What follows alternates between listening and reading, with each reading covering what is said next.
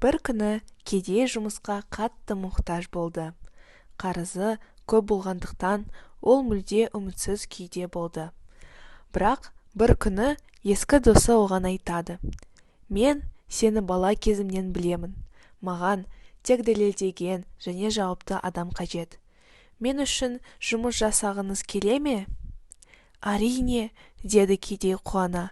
«Бірақ мен не істеуім керек?» «Бәрі қарапайым. Күн сайын таңертең $10,000 жеткізілетін кеңсеге келу керек.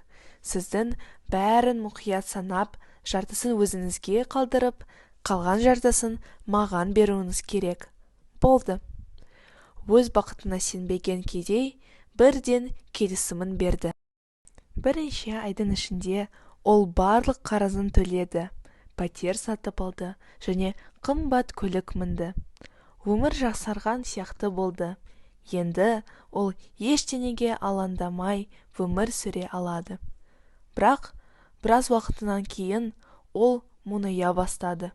Бірдеңе дұрыс емес екенін көрген әйелі күйеуіне жаман ойға берілмеуге көмектесу үшін барлық мүмкіндікті қолданды. Бір күні ол одан тікелей сұрады: «Қымбаттым, неге мұңайдың? Көрдің бе? Менің өмірімде көптеген қиыншылықтар болды. Бірақ қазір бәрі жақсы.